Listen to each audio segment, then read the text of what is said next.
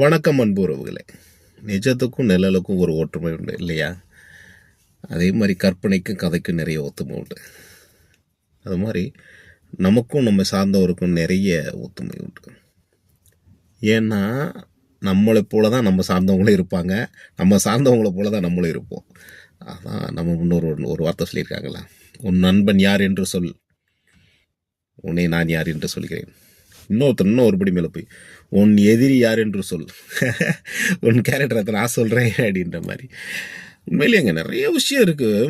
ஒவ்வொரு விஷயத்தையும் ஆழமாக யோசித்து பார்க்குறப்ப தான் தெரியுது, அப்பா எவ்வளோ எவ்வளோ எவ்வளோ. ஸோ வாழ்க்கையில் ஒவ்வொரு நாளும் ஒவ்வொரு விஷயத்தை கற்றுக்கிட்டு தான் இருக்கிறோம். நீண்ட தூரம் பயணம் பண்ணுறோம். பயணங்கள் முடிவதில்லை, பாதைகள் மாறலாம். ஆனால் புது புது பயணம் தொடர்ந்துக்கிட்டே தான் இருக்குது. பயனாளிகளும் மாறலாம்.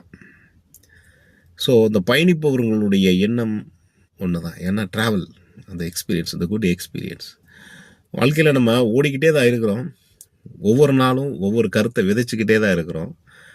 அதை எதை நம்ம விதைக்கிறோமோ அதை தானே அறுவடை பண்ணுறோம். அதையே உள்ளது அதை தானுங்களே.